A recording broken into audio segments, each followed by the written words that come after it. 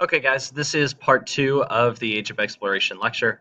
Obviously, I had to kind of separate this into two different parts here, kind of like we did in class. But um, so, approximately 10 million slaves are brought from Africa from the 15th through the 16th centuries. Um, like I mentioned at the very end of the first one, um, there's great division within Africa. You have tribal alliances, and I hesitate to use the word tribe because it makes it sound low key.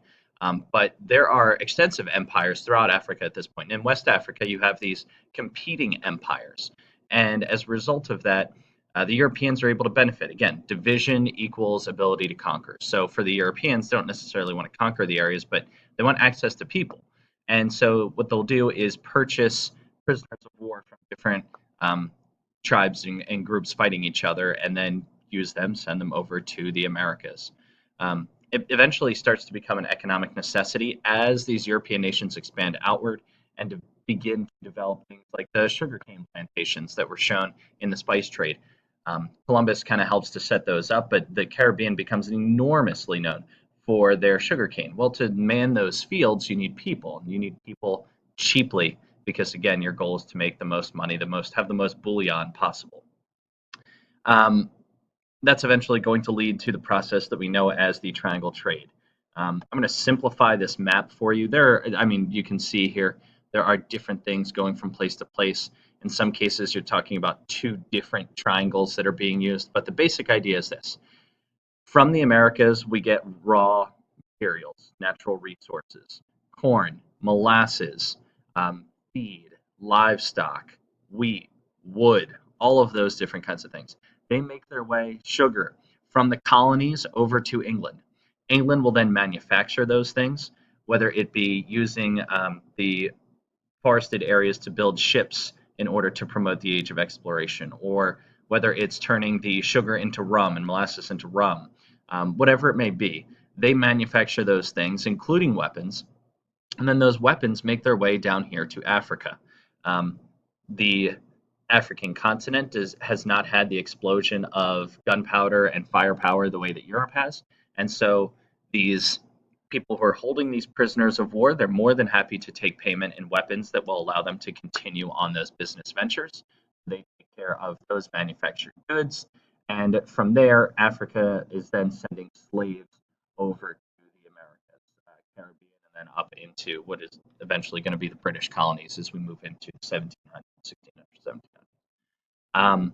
So you have this kind of big triangle here from colonies, raw materials to Europe, Europe manufactured goods to Africa, and those manufactured goods are also coming back to the colonies in the Americas, but they're selling them back as a price. So they're getting these cheap raw materials um, from their colonial outposts in the Americas and then selling the product back to those places. So they're kind of double dipping, but they're keeping money within their own economy. It's not escaping their economy by having to import goods from some other country. And that's the key, really, to mercantilism.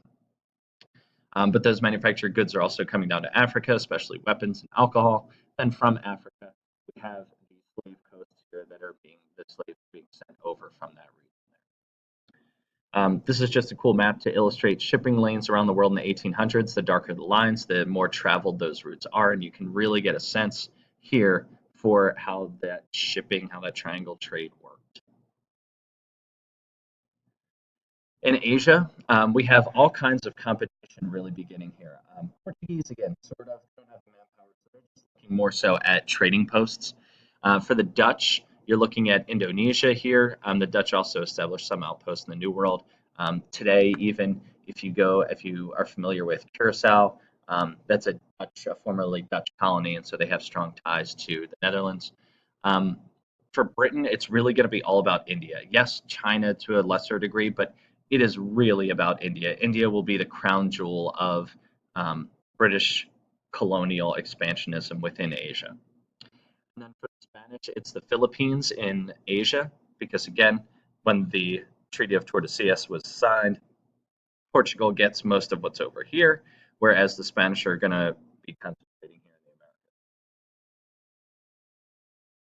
the Americas. The French are kind of getting involved. You see by this chart, not a ton. The French are more concentrated over here in what is quote unquote the New World.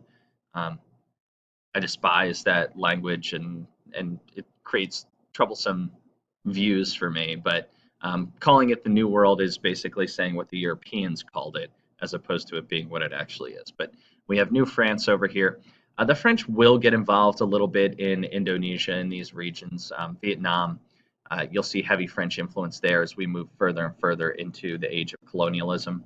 But for now, France is just kind of getting started. You can see this is circa 1700 this time. Um, the 30 Years' War has just ended, and that's much more so a concern for a lot of these other continental European nations here. How does this happen? Well, a couple of things come into play. You have this concept of racial superiority. We can conquer these people and take advantage of them because we're better than they are. Therefore, we are, in some cases, they'll use it as justification. We're helping them to become more advanced. But really, it's all about, hey, we think we're better than they are. We think our ways are better. And therefore, we have the ability to take over. It's our God given right to take over. Technology is really exploding at this point.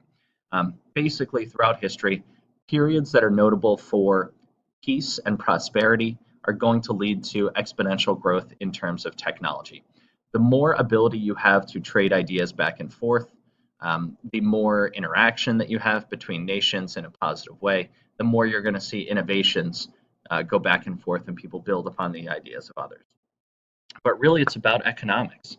It's about mercantilism. The whole idea of mercantilism is that the government has complete control over how money is spent, over money coming in versus money going out. You always want your exports to be greater than your imports so that money is coming into your economy as opposed to money leaving your economy and going to somebody else's because you have to buy products. So the more that you can have access to everything that your country could possibly need, the less money that you would then need to spend to bring those things in. You can then have other countries spend, and that money will come into your economy, and it will be leaving theirs. And so you're quote unquote winning the game of economics. That's really what this is all about. Okay, but I could try and frame this lecture into one thing. That's what I would look for. So that's what we're talking about, and we'll get more into a couple of these details with some other lessons coming up. You have your explorers, if we get the basics of the explorers, but much more so about the explorers is where these people end up and the countries that they're doing it for, how does that influence the world moving forward? That's the big concept come out of the age of exploration. Besides the fact that economics are starting to become closer to what we look at today, whether it's the way that tariffs are used or the ideas of capitalism that are going to come out of this time period.